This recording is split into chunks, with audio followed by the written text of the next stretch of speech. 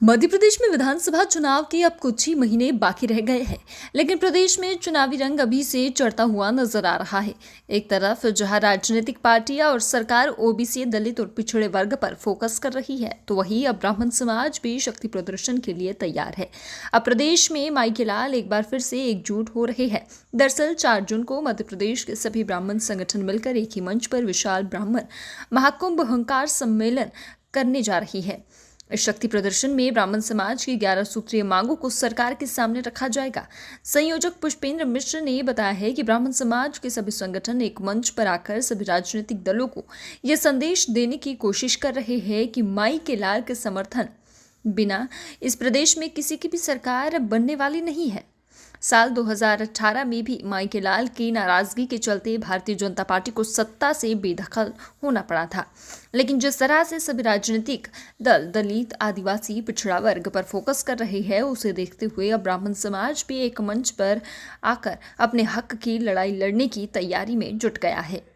News 11 के लिए भोपाल से संवाददाता सऊद सिद्दीकी की रिपोर्ट।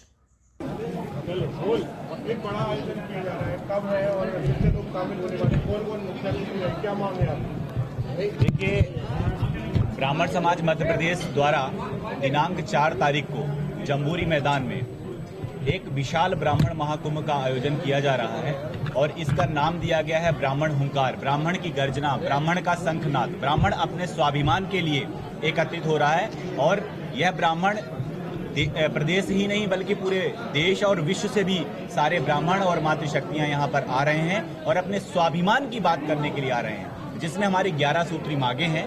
उसमें मुख्य मांगें 3-4 मैं आपको बताना चाहता हूँ, जिसमें एट्रोसिटी एक्ट है, आरक्षण का मुद्दा है।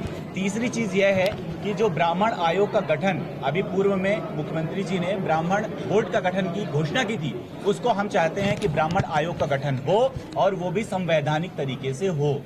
ऐसे ही बहुत सारी मांगे हैं। उसमें परशुराम, हर जिले में परशुराम जी का एक ऐसा भवन होना चाहिए जिसमें कि छात्रावास की व्यवस्था हो ब्राह्मणों के लिए। निर्धन जो ब्राह्मण है उनकी भी एक ऐसी व्यवस्था होनी चाहिए, जो कि सबसे ज्यादा आज की डेट में अगर देखा जाए तो पठन पाठन की दृष्टि से अगर बात की जाए तो ब्राह्मण ही ऐसा अपने आप को अछूता महसूस कर रहा है।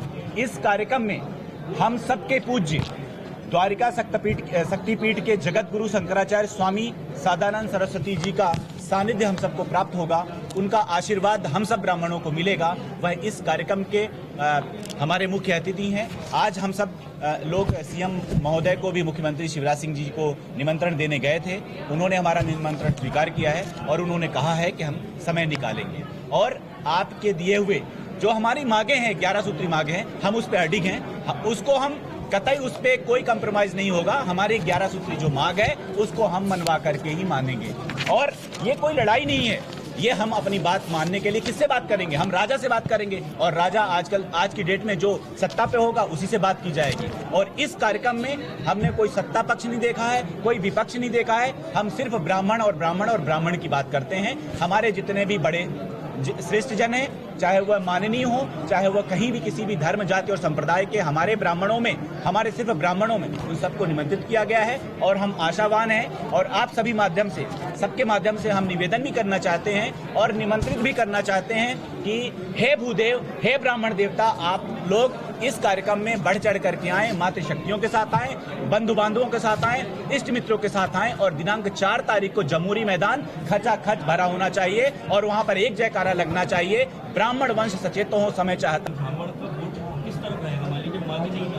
निश्चित तौर पर देखिए, जो ब्राह्मण हित की बात करेगा, मैं एक लाइन में बताना चाह रहा हूं, जो ब्राह्मण हित की बात करेगा वही देश में राज करेगा। पूरा संक्षिप्त मैंने पूरा आपकी प्रश्न का उत्तर दे दिया।